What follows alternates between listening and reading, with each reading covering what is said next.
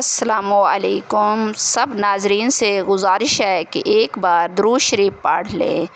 ایک بار درود شریف سے اللہ 10 مرتبہ رحمت فرماتے ہیں۔ ایک روز آپ صلی اللہ علیہ وآلہ وسلم صحابہ کرام کے درمیان تشریف فرما تھے۔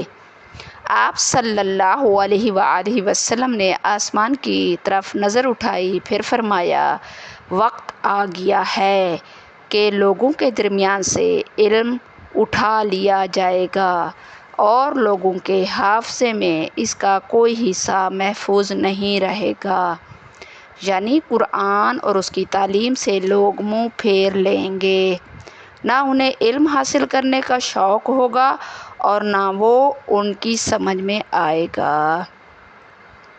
حضرت زیاد بن لبید انصاری رضی اللہ کھڑے ہوئے اور عرض کیا، اے اللہ کے رسول صلی اللہ علیہ وآلہ وسلم، علم ہمارے درمیان سے کیوں کر اٹھا لیا جائے گا جب کہ ہم قرآن پڑھ چکے ہیں؟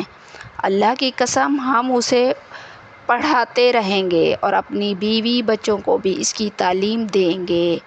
آپ صلی اللہ علیہ وآلہ وسلم نے فرمایا، زیاد، تمہاری ماں تمہیں گم پائے، میں تو تمہارا شمار اہل مدینہ کے فقہاء میں کیا کرتا تھا۔ یہود و نصارہ کے پاس تورات و انجیل موجود ہیں، ان کتابوں کی موجودگی سے انہیں آخر کیا فائدہ ہوا؟ مطلب یہ کہ قرآن پاک کی ہونے سے کیا ہوتا ہے؟ اصل بات اسے پڑھنا، سمجھنا اور اس پر عمل کرنا ہے۔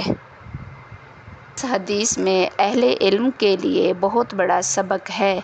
یہ بات ہمارے لیے لمحہ فکریہ ہے۔ اللہ پاک مجھے اور آپ کو قرآن مجید کو صحیح معنوں میں پڑھنے، سمجھنے اور اس پر عمل کرنے کی توفیق عطا فرمائے۔ آمین ثم آمین۔